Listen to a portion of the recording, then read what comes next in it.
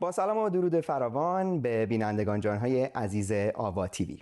امروز مهمان عزیز ما وزیر محترم دولت فدرال کانادا خانم کریستیا فریلند هستند.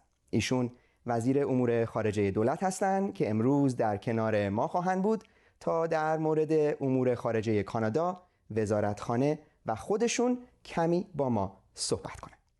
Mr. Freeland, welcome to AVA TV. Thank you very much. It's great to be here with you, Ellie. It's an honor to have you here with us today. You have a very intriguing academic and professional background. I used to do your job. Really? As a journalist? I was a journalist, yeah. Well, you have a BA from Harvard. You have a master's from University of Oxford as a Rhodes Scholar. You work as a journalist with the Financial Times, the Washington Post, and the Economist, deputy editor of the Globe and Mail, and then you moved on to Thomson and Reuters before you went into politics in 2013. You make me sound very old, Ellie, but I'm afraid all of those things are true. They are true, but you also speak 5 languages. Also true. Also true. Not Farsi yet, but you'll have to give me some lessons. I will give you some lessons after this interview. Minister, did you see yourself here today as a politician and as Canada's foreign minister? No, I don't think so. But I must say that, I had a very international career before coming back to Canada to run for Parliament. And when I came back to Canada, it was to join Justin Trudeau and the Liberal Party when we were just the third party. But I believed in Justin Trudeau, and I believed in what he had to say, and I believed in Canadians. Mm-hmm. And it was a privilege for me to be part of that effort, to be part of that campaign. And Ali, we are so lucky, all of us, to be Canadian. Canada really is the best country in the world. And as foreign minister, I see a lot of the world, and I see a lot of the problems around the world. I don't want to say we have no problems in Canada. Of course we do. But I think being foreign minister has made me acutely aware of how lucky all of us are to be Canadian. And it's just such a privilege. It has been such a privilege to represent our amazing country in the world. You talk about your experience.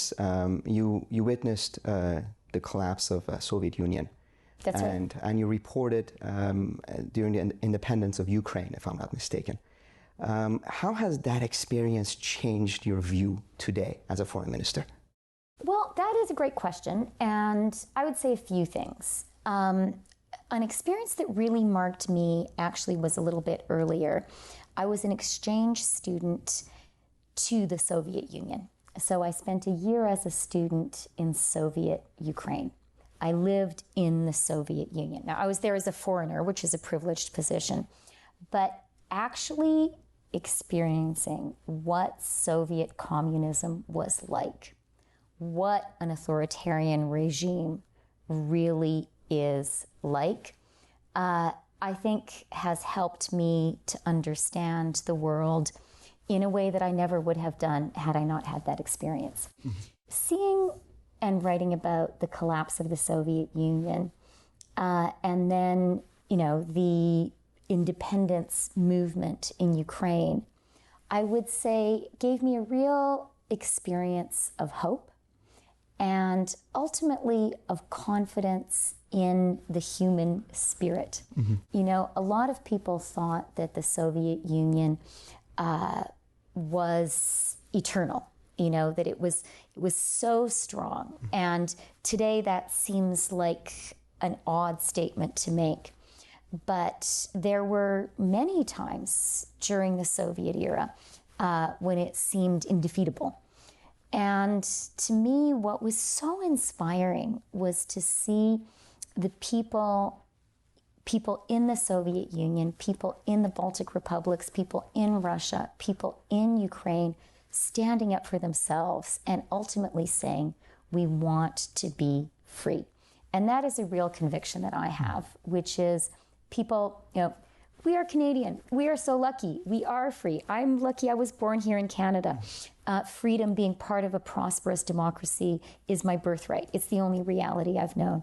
Yes. But I am really confident, to my fingertips, that the desire for freedom is not a culturally determined thing.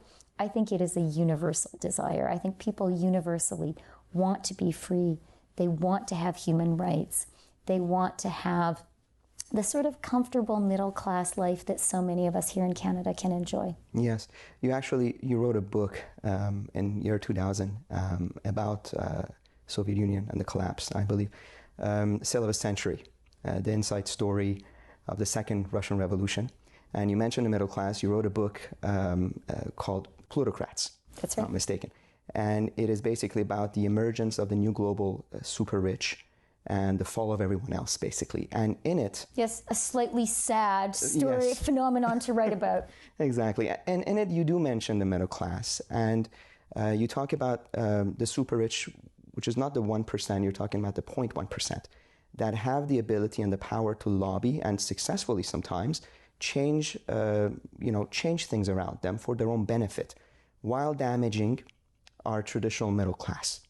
What is being done to protect the middle class? Because I know it's very important in any society to have a traditional middle class. What is being done to protect them?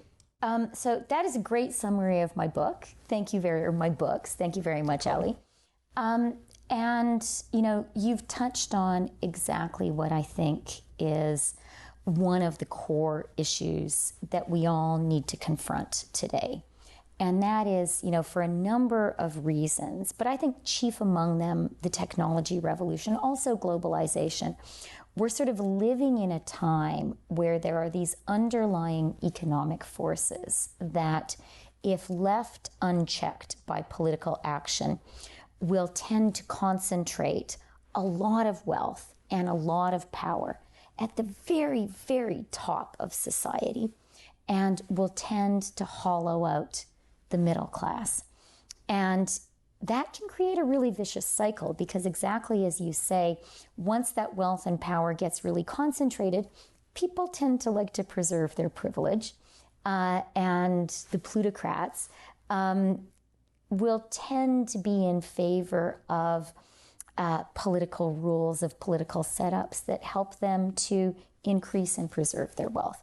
And so I think it is really, really important for us as Canadians, for me as a politician, for our government, for our party, has really devoted a lot of attention to not allowing this hollowing out of the middle class to happen in Canada, to not allowing this extreme income disparity.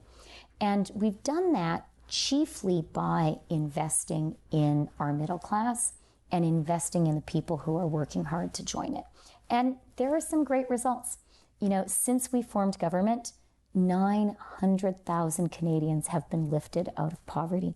That is a really big deal. 300,000 Canadian children have been lifted out of poverty. The growth of our economy is among the highest in the G7, in the OECD countries. Unemployment is at historic lows. So these are some positive results. And I really believe that when you invest in the middle class, as we have done, what you see is an economy that is growing, which we have. But I think it's important not to rest on our laurels, not to believe the job is done. And I think our government going forward needs to move in two principal directions. One is continue investing in the middle class. That means investing in families, investing in students, investing in our pensioners. Really, really important. All of us know, how hard our parents, our grandparents have worked, and it is so important they can have a dignified retirement.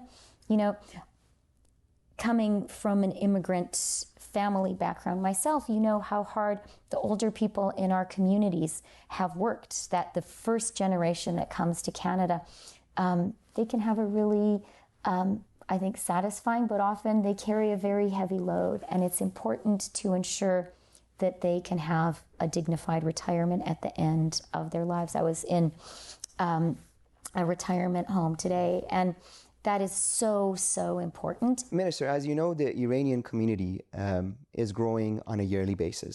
A lot of Iranians here are working in the fields of science, engineering, and technology. And the government has invested immensely in the field of technology.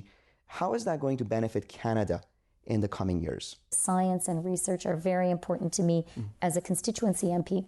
We've invested $4 billion in basic research, and that is an investment actually in Canada's future. I think it is apparent to all of us that we are living in a time of a technological revolution.